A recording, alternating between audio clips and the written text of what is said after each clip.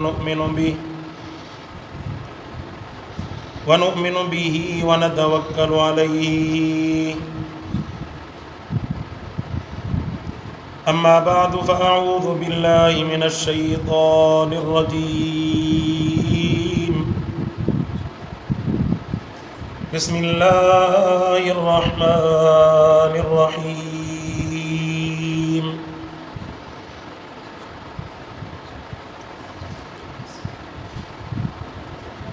ألم تر أن الله يسبح له من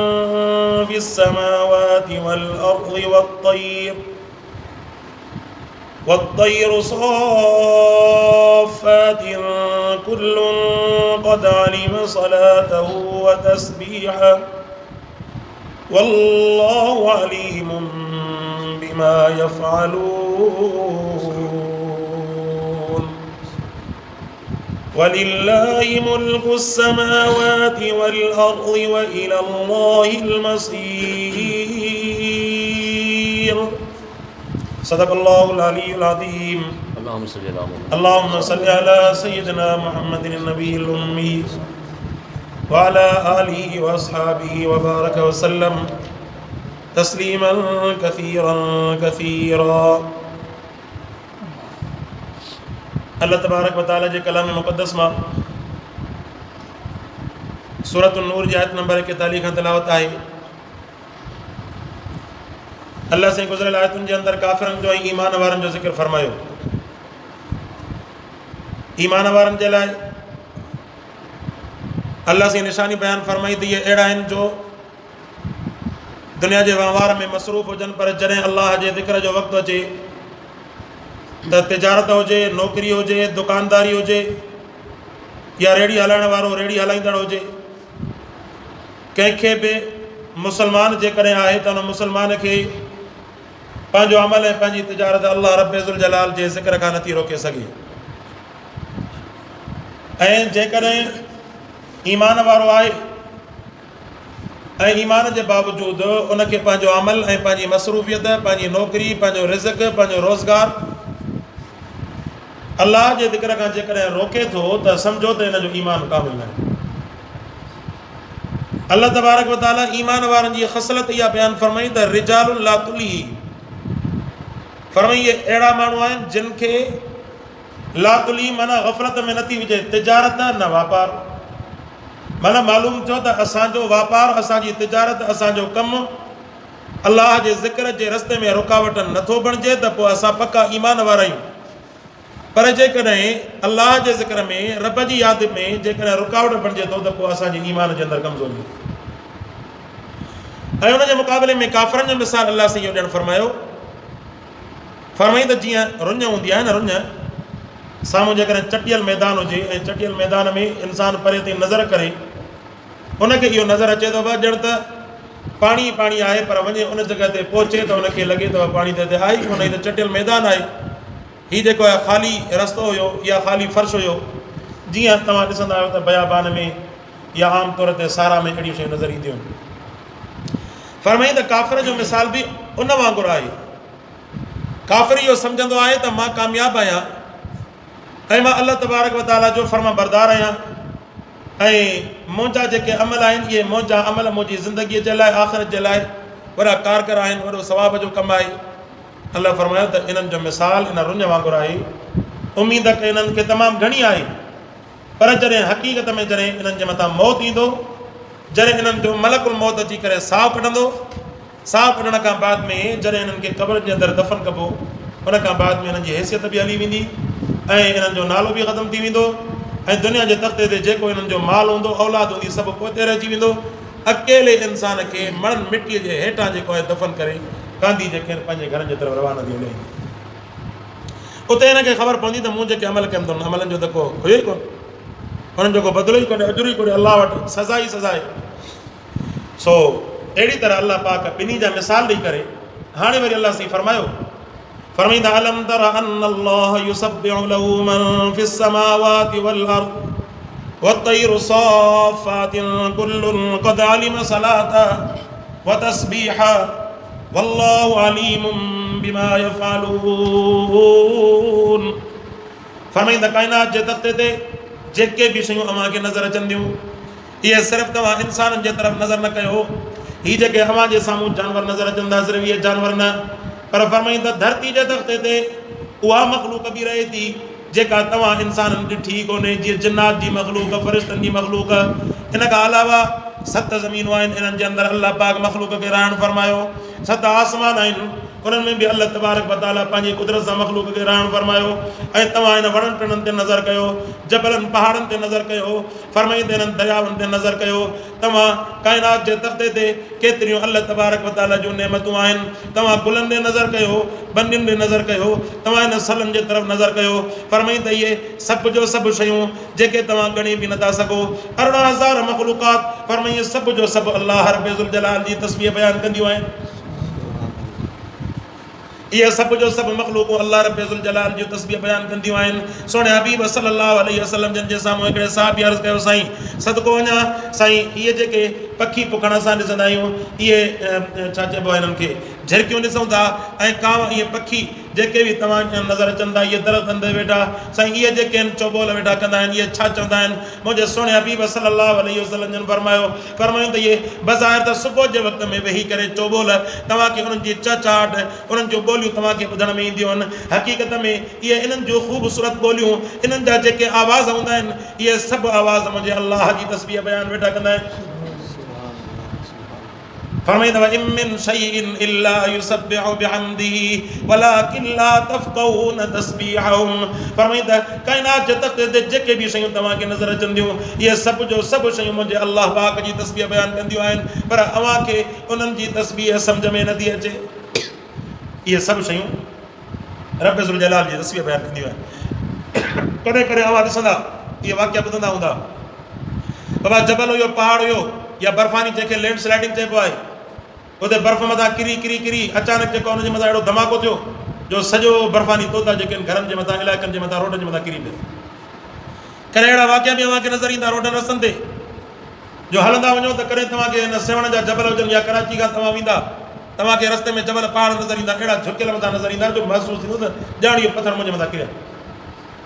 ख़ुसूसन जॾहिं तव्हां हिन ट्रेन में सफ़र कयो न त इहे आमरी जे जबलनि मां इहे सेवण जे जबलनि मां ट्रेन जॾहिं गुज़रंदी आहे त उते कटाई अहिड़ी थियल आहे जो जेकॾहिं रब हिननि जबलनि खे झलियो न बीठो हुजनि त इहे असांजे मथां फर्क़ु हुजे बहरहाल क़ुर फरमायो त इहे जबल पहाड़ इहे सभु जो सभु अल्लाह जी तस्बीह बयानु कंदा आहिनि ऐं क़ुर फरमायो त कॾहिं कॾहिं ईअं बि थींदो आहे जो इहे अल्लाह जे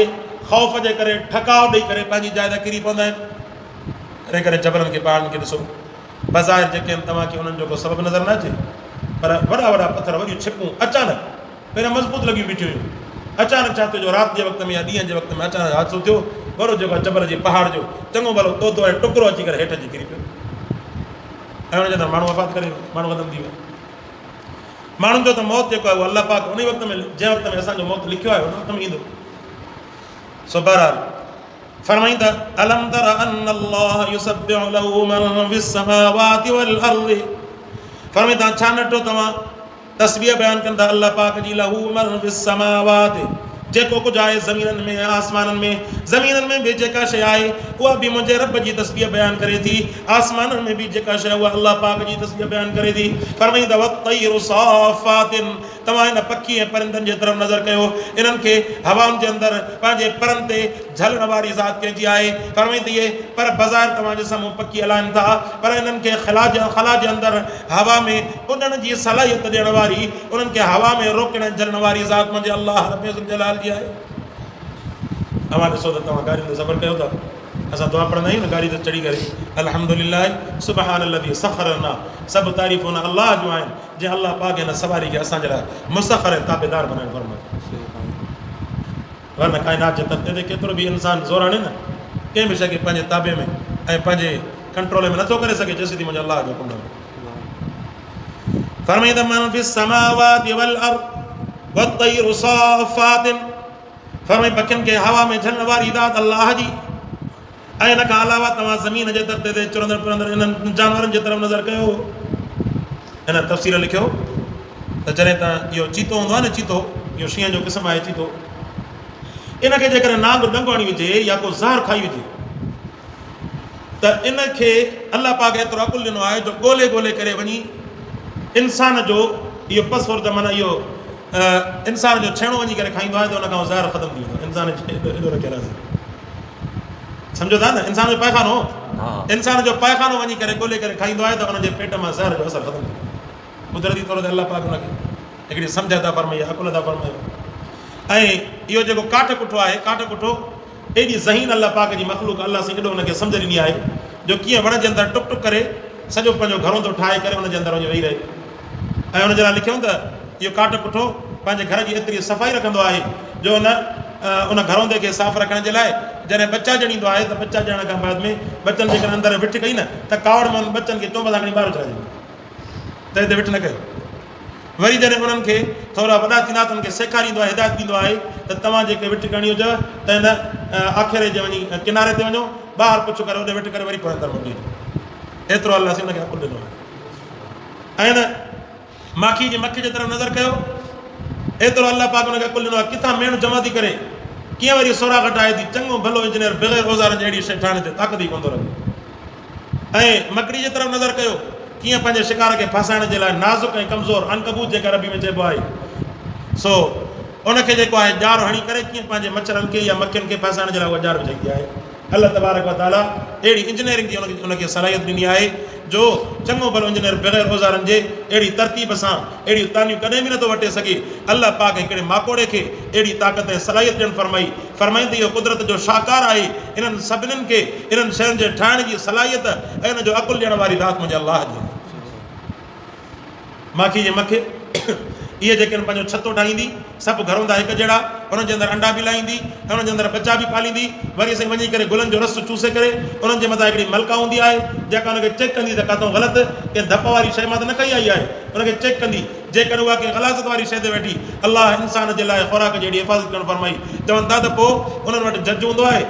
उहा हुनजो फ़ैसिलो कंदी उन्हनि खे ख़बर पवंदी अथई की ग़लाज़त ते वञी करे माखी जी मथे वञी वेठी त हुनखे मारे करे ॿ टुकर करे ख़तमु करे ॾींदी इहो अलाह पाक जो निज़ाम आहे इन खां अलावा काइनात जे तख़्ते ते रब जा निज़ाम जेके ॿिया हलनि था सिर्फ़ु इहो इंसानु नथो हले काइनात जे तख़्ते ते तव्हां जानवरनि खे ॾिसो कीअं जेके अलाह तबारक व तआला जी वेठा तस्वीर बयानु कनि था इहे सभु जो सभु जेकॾहिं इंसान खे ज़बान हाल सां तस्वीर नज़र न पई अचे इहे अवां असांजा फर्म बरदार आहिनि असांजो चवणु वठनि था गॾु इंसान जी ताबेदारी करे थो घोड़ो इंसान जी ताबेदारी करे थो उठ जत जो नंढो बचो बि उठ जी सॼी कतार खे नाकेली में रसो विझी करे खाईंदो त सॼी कतार जेको आहे जत जे बचे जे पोयां हलंदी इन्हनि सभिनि उठनि खे इन इंसान जो ताबे करण जो हुकुम जेको आहे सिर्फ़ु सिर्फ़ु मुंहिंजे अलाह जो फरमाईंदा कुल्लुन क़द अलिम सलातहु व तस्बीहा वल्लाहु अलीमुम बिमा यफ़अलून फरमाइए सभु जो सभु अलाह जी तस्बीह खे ॼाणनि था इन्हनि खे ख़बर आहे अलाह जी तस्बीह कीअं बयानु कबी आहे अलाह जी इबादत कीअं कबी आहे वल्लाहु अलीमुम बिमा यफ़अलून फरमाईंदा मुंहिंजो अलाह इल्मु रखंदड़ आहे जेके बि काइनात जे तख़्ते ते मख़लूक़ूं अमल कनि थियूं इन्हनि सभिनीनि जो इल्मु सभिनीनि जी इबादत सभिनीनि जी तस्बीह जो इल्मु मुंहिंजे रब जी ज़ात खे ख़बर आहे अलाह खे ख़बर आहे केरु केतिरो इल्मु करे थो केरु केतिरी इबादत करे थो ऐं केरु जेको आहे हिन जे अंदरि केतिरो अमल करे थो रब खां का शइ कुझु न आहे काइनात पई हले थी अॼोके फितने वारे ज़माने में जिते इंसानियत बि इंसानियत खे लॼाए छॾे ऐं वॾी ॻाल्हि आहे त उन खां पोइ इंसान खे अहसास बि कोन्हे असांजो अदालती निज़ाम एतिरो जेको आहे कमज़ोर आहे अंग्रेज़ जो निज़ाम आहे इस्लाम जो आहे ई कोन जीअं मां अर्ज़ु कया मननी त हमरा जेके आहिनि शिकार कनि पिया शिकार करण खां कंहिं माण्हू हुनखे झलियो अथव असांजा हिते नंग आहिनि असांजे ॻोठ जे आस पास इहे रस्ता बंदि न कयो वञी ॿिए हंधि वञी करे पंहिंजो कमु कयो उनखे झली न पिया वणनि उनजी वीडियो भरे जो हलाई त उन्हनि जे सरदार जेको आहे जेको उन्हनि जो मीज़बान हुयो उन जेको उनखे घुराए करे उनखे इस्त्रियुनि जा टार्चर बिजलियुनि जा टार्चर ॾेई करे रातो राति में उनखे मारे छॾी चवनि पिया उनखे चवे पियो सरदार मुंहिंजी नियाणी आहे मुंहिंजा बच्चा मूंखां सां न सुम्हंदा आहिनि राति जो मूंखे छित मां घर वञी रहां सुबुह जो मां तोसां अची करे फ़ैसिलो कंदुमि लेकिन उन ज़ालिम जेको उनखे न छॾियो ऐं अॼु बि जेको आहे ज़ालिम सरियाम फिरंदो अचे थो खणी गिरफ़्तार आहे पर छा कंदो असांजो निज़ाम उनखे जीअं ॿ टे महीना गुज़री वेंदा तीअं जेको उनजे लाइ केस कमज़ोर थींदो ईंदो माल कराईंदा या वरी मेड़ में थुकंदा उन वक़्त में ऐं अहिड़ो जॾहिं मैटर हुजे अहिड़ो मसइलो हुजे जिते क़ौमियत जो मसइलो बणिजे इन वक़्त में माण्हू खे माफ़ी न करणु घुरिजे ख़ानदान खे बल्कि अहिड़े क़ातिल खे पहिरियां सबूत साबित ते क़तल उन खां बाद में उनखे सरियाम तालिबान वांगुरु फाई ते लटकाइजे पोइ ॾिसूं सुभाणे जेको आहे कीअं थो कीअं ग़रीब खे सरदार मारे सरदार कीअं थो उनखे मारे ज़ाहिर आहे क़ुर जो निज़ाम आहे ई कोन पोइ हुन में मेड़ में थुकंदा जेको ॾाढो आहे सो खां पोइ आहे अॼु ग़रीब जी आह ग़रीब जो आवाज़ को ॿुधण जे लाइ तयारु न आहे। जेकॾहिं के माण्हू ग़रीबनि जे आवाज़ जो नारो हणनि था, चवनि था त असां ग़रीब जो आवाज़ बणिजूं था, अवां ॾिसंदा जॾहिं हुननि जे वेझो थींदा त उहे बि पंहिंजे फितरत जे अंदरि फिरोन लॻा वेठा हूंदा। पंहिंजे फितरत जे अंदरि केतिरा ई माण्हू जेके ग़रीबनि जो असुलु जेको आहे ग़रीब जो आवाज़ ईअं हुजे न, जीअं सुन्नत सेखारियो, जीअं मोहम्मद मुस्तफ़ा जे दीन सेखारियो, जो ग़रीब जे उन पंहिंजे मालिक ताईं या पंहिंजे वॾे ते पहुचण जे लाइ कंहिं बि क़िस्म जी रुकावट न हुजे। अॼु ॾिसो कंहिं में कमु फासे त महीननि जा महीना हुननि जो टाइम ई कोन थो मिले, चवंदा असां वटि टाइम कोन्हे, असां मसरूफ़ आहियूं। अब मसरूफ़ियत अलाह पाक जी नेमत आहे, अज़ाब त न आहे जो कंहिंजे मुसीबत जे कंहिं आज़माइश जे वक़्त में कंहिं माण्हू खे कमु बि न अचे। सो बहरहाल जीअं चवंदा आहिनि असां ज़ाहिर में नाले जा मुस्लमान आहियूं, पर इस्लाम ते अमल जेको आहे असां में आहे। जिन जो अमल आहे बि सही, उहो बि बज़ाहिर ज़ाहिर आहे इन दीन खे आख़िरी वक़्तु पियो थो हले। इन आख़िरी वक़्त में जेकॾहिं अलाह जे हिन नाले जी तस्वीर बयानु कंदासीं, अलाह पाक असांजे मथां अहसान करणु फरमाईंदो। जीअं कि अलाह वारे फरमाईं त हिकिड़ो शख़्स इबादत करे, इबादत कंदे कंदे कंदे कंदे उन खां पोइ सोचो यार मां इबादत एतिरी कई अथमि, एतिरी जेका आहे मूं इबादत कई अथमि, मूंखे त कंहिं बि क़िस्म जी का शइ नज़र ई कोन थी अचे, को भाग का शइ नज़र कोन थी अचे। वञी करे हिकिड़े अलाह वारे सां ॻाल्हाई चई त साईं मां इबादत हेतिरी कई अथमि, मूंखे त का शइ नज़र ई कोन थी अचे। हुन चयोसि अलाह जा बना, इहा तोखे इबादत जी तौफ़ीक़ मिलणु, इहा ख़ुदि दलालत आहे त तुंहिंजी इबादत खे मुंहिंजो अलाह क़बूल करणु थो फरमाए। जंहिंखे रब पसंदि कंदो आहे न, हुनखे अलाह तबारक व तआला सजदनि जी तौफ़ीक़ अता फरमाईंदो आहे, हुनखे रब साईं क़ुर जी तौफ़ीक़ अता फरमाईंदो आहे, हुनखे रब साईं पंहिंजे इन दीन जे तरफ़ अचण जी तौफ़ीक़ अता फरमाईंदो आहे। ऐं क़ुर फरमायो दुख़ुलू फ़िस्सिल में काफ़ा, मुंहिंजा बानो तव्हां इस्लाम जे अंदरि दाख़िल जो पूरा जो पूरा। ईअं न त हिकु अमल जे अंदरि को माण्हू नमाज़ी आहे त मामलनि जे अंदरि बिल्कुलु इंतिहाई कंहिं बि क़िस्म जो हुनजे अमलनि जे अंदरि को फ़र्क़ु ई कोन्हे। असां वटि ॾिसो त हिकिड़ा त माण्हू नमाज़ी आहिनि कोन, उहो उन्हनि जो अलॻि गुनाह, ॿिया वरी ॾिसो त केतिरा ई माण्हू नमाज़ी बि आहिनि, दीनदार बि आहिनि, पर उन्हनि जो किरदारु ऐं उन्हनि जो अख़लाक़ कहिड़ो आहे जो बेनमाज़ी बि उन्हनि खां अहिड़ा बेनमाज़ी बि हूंदा आहिनि जेके उन्हनि खां अञा चङा ईमानदारीअ में बेईमानी उन्हनि जे अंदरि, फराड उन्हनि जे अंदरि, मुनाफ़िक़ उन्हनि जे अंदरि, साईं मुंहिंजे खे चवां दोगला पॉलिसी, धोखो ॾियणु उन्हनि जे अंदरि। त अहिड़े नमूने सां जॾहिं असांजा इहे अमल हूंदा त पोइ असांजे अमलनि जे मुताबिक़ अहिड़े क़िस्म जा अज़ाब ऐं अहिड़ा हुक्मरान मुसलत हूंदा जो ॾींहं राति महांगाई, ॾींहं राति महांगाई, शहरनि जे अंदरि झेड़ा, ऐं माण्हू जेको आहे हिक ॿिए खां उथण वेहण जो खां जो जेको आहे मजबूर थी पिया, जो माण्हू उथे वेह कीअं, जो सुभाणे गाॾियुनि जे अंदरि पेट्रोल विझाइण जी सख़्त कोन, दालियूं महांगियूं, सब्जियूं महांगियूं, हर शइ महांगी, इहे सभु जो सभु अलाह पाक जी नाफ़रमानी जे करे असां तां ईअं सम्झो त असांखां रब नाराज़ आहे, तॾहिं असांजे मथां अज़ाब आहे। अॼोके वक़्त में राज़ी करण जो तरीक़ो अलाह पाक खे आहे, वरना दुनिया जे अंदरि जेके इहे पाण खे इंसान जा हमदर्द सॾाइनि था, इन्हनि खे राज़ी कंदे कंदे ज़िंदगी गुज़रींदी, राज़ी थींदा ई कोन। अलाह खे राज़ी कयो त पोइ ॾिसो त अलाह पाक कीअं थो इंसान जा रस्ता खोले। वरना अवां दुनिया में केतिरनि ई वॾनि खे सरदारनि खे पंहिंजा आज़माए ॾिसंदा त उहे जेके तव्हांजे कमु तॾहिं ईंदा, या त तव्हां वटि ताक़त हुजे या पैसो हुजे। जेकॾहिं तव्हां वटि ताक़त बि न आहे, पैसो बि न आहे, केॾी बि तव्हां वटि क्वालिटी हुजनि न, त उहे तव्हांखे कॾहिं बि तव्हांजे कमु कोन ईंदा, इलाह माशाअल्लाह के अलाह वारा के बाना हुजनि। वरना या त ताक़त हुजे या पैसो हुजे, वरना तव्हां ॾिसो त चङा भला माण्हू बेईमानी ऐं फ्रॉड जे अंदरि नंबर 1 ते लॻा पिया। बहरहाल क़ुर फरमायो वल्लाहु अलीमुम बिमा यफ़अलून, जेके बि इंसान अमल कंदा, जेके बि मख़लूक़ अलाह जी तस्वीर बयानु कनि थियूं, इन्हनि सभिनीनि जो मुंहिंजे अलाह पाक जी ज़ात खे इल्मु आहे,